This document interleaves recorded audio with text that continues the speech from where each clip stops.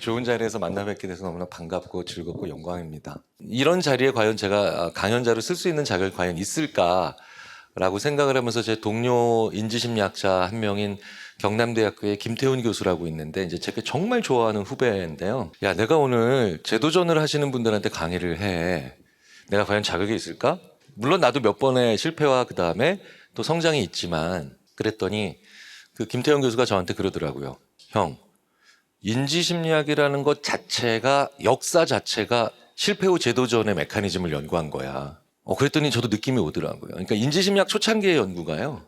아주 작은 동물에서부터 위대한 기업가나 아니면 역경을 이겨낸 사람들까지 전부 다 실패한 다음에 저희는 트라이얼이라고 그러죠. 시도. 예. 다음 트라이얼이 걸리는 데까지의 반응 시간 그리고 그걸 만들어내는 기간을 짧게 만들거나 강하게 만드는 다른 환경 요인 사실 이런 것들을 연구했어요. 아주 간단한 고전적인 연구는 쥐한테 실패를 하게 합니다. 그러니까 레버를 누르면 먹이가 나와야 되는데 처음에 한 3번 정도 이렇게 나올 것처럼 보여줘요. 제가 레버를 누르죠. 근데 안 나와요. 예. 이제 쥐가 굉장히 난폭해지고요. 쥐도 개인차가 있어서 이렇게 좌절합니다. 그런데 그 과정에서 결국은 메커니즘을 알아내서 계속해서 먹이를 만들어가는 쥐들도 있고요. 그냥 포기해버리고 실제로 먹이를 눈앞에 갖다 줘도 이젠 안 먹는 쥐들이 있어요. 좀 고등동물로 올라갈수록 그런데 그 개인차가 굉장히 커지죠. 그런데 그 개인차 사이에서 어떤 공통점을 알아내는 연구를 우리가 지금까지 해왔는데 왜 관련이 없다고 생각해? 제일 관련 있는 거 아닐까? 제가 또 귀가 얇아서. 이제 바로 그게 그렇구나 하고 이제 왔는데 제가 하는 연구 중에 하나가 수명인데 수명이 너무 많이 늘어났어요. 제가 단언컨대 이 자리에 계신 분들의 수명은 재수 없으면 130입니다. 굉장히 늘어났어요. 분위기가 안 좋아지고 있지만 사실이에요. 실패 후의 재도전이 왜 중요하냐면 우리가 120, 130까지 살기 때문이에요. 정말 긴 수명이 남아 있습니다. 그런데 그게 지금 예측인데 더 늘어날 수도 있다는 거죠. 그래서 요즘 의사 선생님들이 그렇게 저를 부르세요. 인간 몇 살까지 사냐고. 저희가 그걸 취합하는 데이터 사이언스 학문이 인지심리학이거든요. 데이터를 저희가 가지고 있으니까. 그러니까 굉장히 긴 시간이 남아 있습니다. 그러니까 우리는 끊임없이 일할 수밖에 없어요. 그게 우리에게 주어진 운명입니다. 전업주부들조차도 이제 매년 4, 5만씩 리턴을 시작하고 있고요. 제가 오늘 아침에 간 삼성전자 1차 협력사에 가니까 실제로 55세 여성이 제일 많더라고요, 지금. 근데 그분들이 입사한 지 2년 이내 분들이에요. 그러니까 전업주부들이 이미 리턴을 시작한 거예요. 대부분의 사람들이 80대까지 일할 거예요. 분위기는 점점 더 안 좋아지고 있네요. 자, 근데 이게 무엇을 의미하냐? 우리 사회는 이렇게 다양한 사람들이 끊임없이 창업하고 실패하고 재도전하는 게 아주 일상적인 일이 돼버린 70세가 넘은 미국 인지심리학자들이 한국의 미래를 왜 우리 미국 영화가 만들었냐고 얘기를 할 정도의 미래가 벌어지고 있죠. 그러니까 이걸 너무 담대하거나 너무 어마어마한 일이라고 생각하지 마시고 계속해서 나한테 루틴하게 일어날 일이라고 생각을 하시는 게 저는 더 합당하다고 봅니다.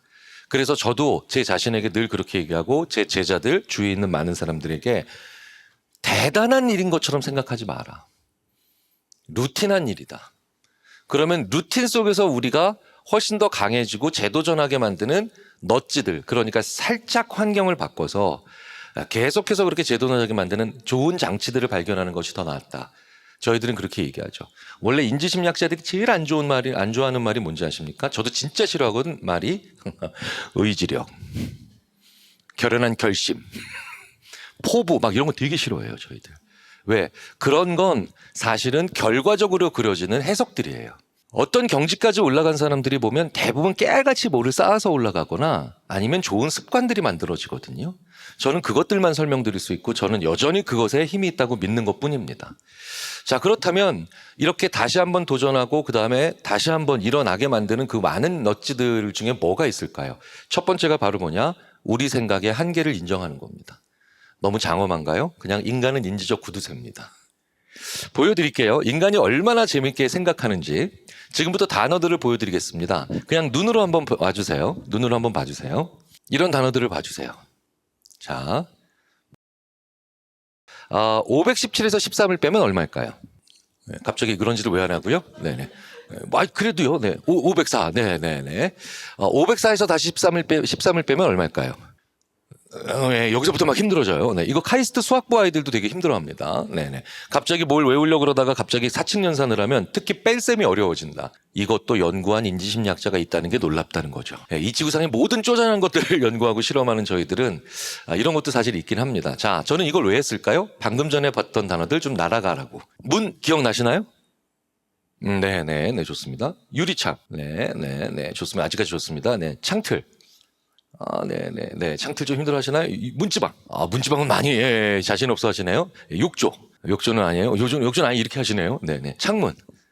창문 많이들 기억하시네요. 창문 없었어요.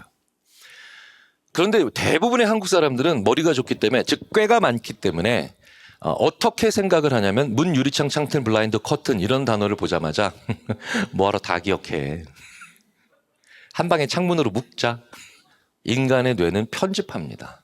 그리고 인간의 뇌는 그래서 첫 번째 무언가를 볼 때 자꾸 생각을 하면 그 다음 게 못 이겨요. 그래서 면접도 오전에 보는 게 유리합니다. 왜겠어요? 오전에 면접관이 오후에 5명, 오전에 5명, 오후에 5명 보죠? 그럼 오전에 5명 보면 자기 장점 하나씩 있겠죠. 그런데 이 면접관이 점심시간에 점심 먹으면서 머릿속에서 뭐가 만들어집니까? 창문 만들어지죠.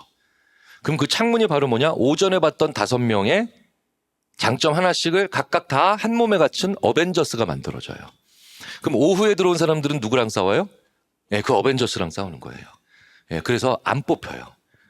실제 이 뚜껑을 다 열어보면 우리나라의 대기업 면접, 그다음에 수시 면접, 대학에, 그리고 프로젝트나 아니면 이런 많은 비즈니스 모델의 평가 등 오전이 오후를 무조건 다 이겨요. 왜겠어요? 뒤에 것이 앞에 거를 못 막는 거예요. 점점 더 어벤져스가 탄생하니까. 뒷순서로 물러나지 마세요. 앞순서가 훨씬 유리해요. 오후에는 생각을 안 해요, 사람이. 그럼 오후엔 놀으란 얘기냐? 아니요. 오후에는 지쳐 있잖아요. 지친 사람이 진짜 잘하는 게 있어요. 루틴을 정말 잘해요. 자, 제가 이 말씀을 왜 드리느냐? 오전에 생각하고 오후에 루틴을 잡는 걸 특히 실패 후에 많이 하셔야 그래야 기량이 좋아집니다. 이건 인지심리학에서 100년 동안 매번 관찰된 거예요. 그런데 실패 후에 사람들이 가장 많이 하는 실수가 바로 뭐냐? 오전에 루틴한 일을 해요. 그래야 마음에 위안이 와요. 그런데 그렇게 하지 마세요. 오후에 루틴한 일을 다 밀어놓고 오전에 발가벗겨진 상태에서 생각을 하시고 오후에 루틴한 일을 하셔야 그래야 사람의 머릿속에서 직전 실패로부터 배운 것들이 그제야 정리가 됩니다. 그래서 오전과 오후에 초고수들은, 무림 고수들은 오전과 오후에 고객을 만나는 것도 달라요. 우리나라에서 상위 0.1% 안에 들어가는 보험을 판매하시는 분들이 계십니다. 대략 대부분의 보험회사에서 알고 있죠. 0.1% 판매하시는 분이 그 회사, 보험회사의 매출의 25%를 담당해요. 0.1%인데. 어마어마한 분들이죠. 그분들도 오전과 오후에 수많은 트라이얼 앤 에러, 시행착오를 거치면서 고객을 배치를 자기가 합니다. 오전에 어떤 사람 만날까요? 그 고객이 처음 보는 보험 상품 해야 될 때. 그 사람이 생각을 많이 해야 되죠. 무조건 오전 10시에 만나요. 예를 들어서 2, 3년 전에 출시된 치매 보장성 보험. 그 고객한테 처음인 거죠. 무조건 오전 10시에 만납니다. 그 고객이 생각을 많이 해야 되기 때문에. 그럼 오후에는 고객을 안 만날까요? 고객 무조건 만나죠. 이 고객입니다. 4시에 만나요. 지쳐있죠. 상대방이. 기존 계약 갱신자.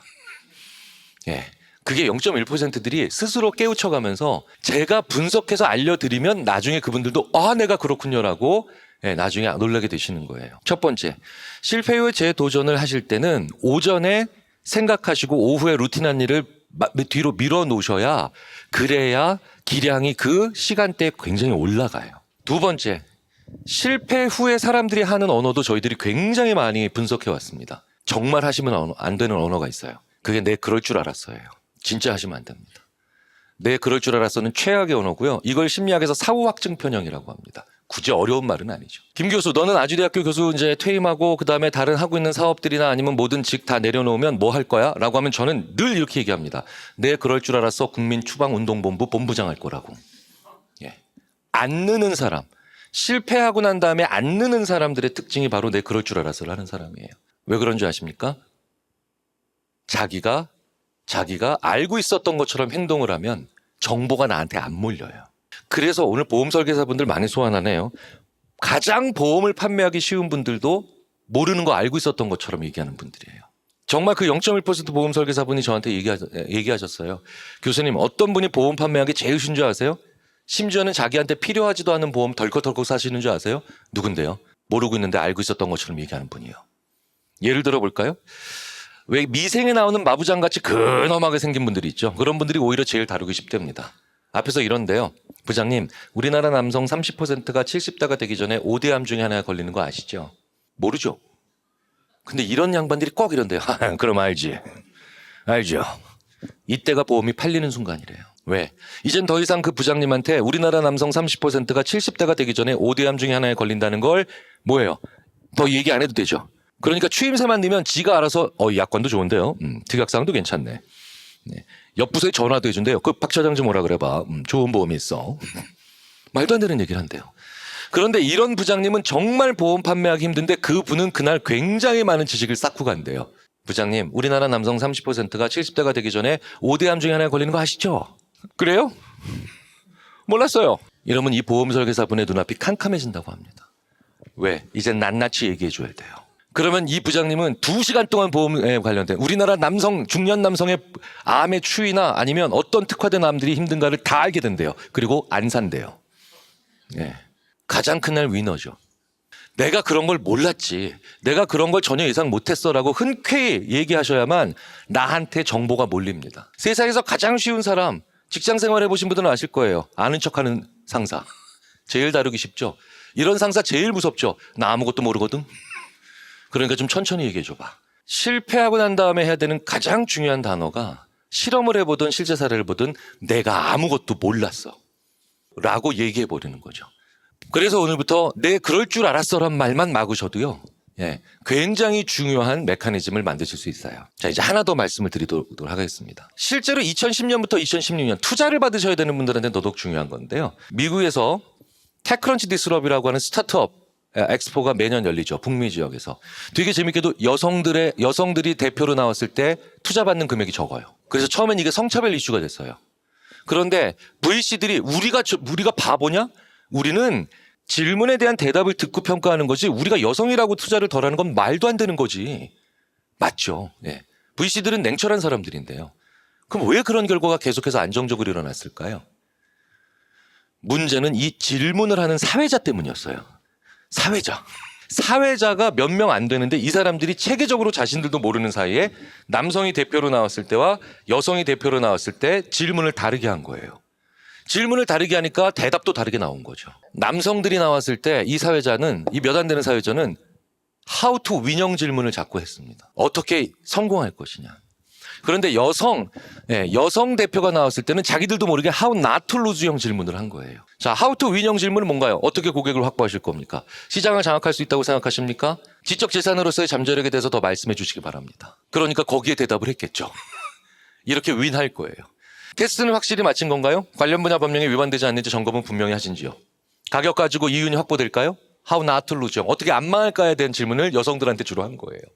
그러니까 여성 대표들은 이렇게 안 망할 거라고 대답을 당연히 거기에 질문에 대한 대답을 했겠죠. 그러니까 생각해 보세요. 안 망할 기업에 투자하겠습니까? 성공할 기업에 투자하겠습니까? 당연히 성공할 기업에 투자한 건데 그게 공교롭게도 남성들 대표에 대한 것으로 나타났던 것뿐이죠. 그런데 상위 5% 투자를 받은 그 사람들을 보니 여성이 살짝 더 많았어요. 그건 왜 그랬을까요? 라고 했더니 이 여성 대표들은 엉뚱하게도 How not to lose형 질문을 10개를 받았는데 그중에 5개는 무시하고 How to win으로 대답을 한 거예요. 그러니까 가장 밸런스가 맞은 거죠. 상대방이 내 사업에 대해서 물어볼 때 How to win을 5대5로 배분할 수 있는 건 가장 중요한 거구나. 그래서 이렇게 접근할 거고 이렇게 회피할 거라는 것은 내가 미리 연습해놔야 되는 상황이구나. 이런 결과도 최근에 밝혀집니다. 한 번쯤은 그렇다면 이런 복기를 해보시는 것도 좋죠. 자, 마지막 하나 더 말씀드리고 마치겠습니다. 저희가 아무리 봐도 행복한 사람이 성공합니다. 너 되게 순진한 얘기한다 라고 말씀하시는지 모르겠지만 이건 준엄한 사실입니다. 왜 그럴까요? 연세대학교 심리학과의 서은국 교수님이 그 답을 주죠. 우리나라를 대표하는 행복심리학자십니다. 제가 농담으로 그런데 왜 우리나라 심리학자 중에 가장 불행한 얼굴을 하고 있는지 모르겠다 라고 하면서 놀리시면 이분이 워낙에 인품이 좋으셔서 저한테 그럽니다. 원래 심리학자는 지 결격 사유를 전공으로 해야 성공하는 거다. 행복의 기원이란 책은요, 제가 모든 분들께 추천드리는 책이에요. 제 책보다도 더 추천드리는 책이에요. 그 행복의 기원에 이렇게 나와 있죠. 행복은 목표가 아니라 도구다. 왜 사세요? 행복하려고요. 땡 틀린 겁니다. 버틸려면 행복해야 되고요. 마치려면 행복해야 되고, 그거 이겨내려면 행복해져야 돼요.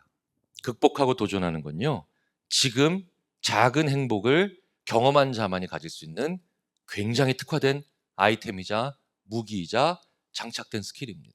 실패 이후에 재도전을 하기 위해서 저희가 아무리 인지심리학이 100년 동안 연구를 해도, 그리고 지금까지 말씀드린 모든 전략적 스킬이 있다 하더라도 오늘 작은 행복을 맛본 사람만이 결국 도전합니다. 그건 저희가 아무리 연구해도 거스를 수 없는 1번 팩터입니다. 이럴 때일수록 작은 행복을 여러 번 누리셔야 돼요. 행복은 크기보다 빈도가 훨씬 더 중요하거든요.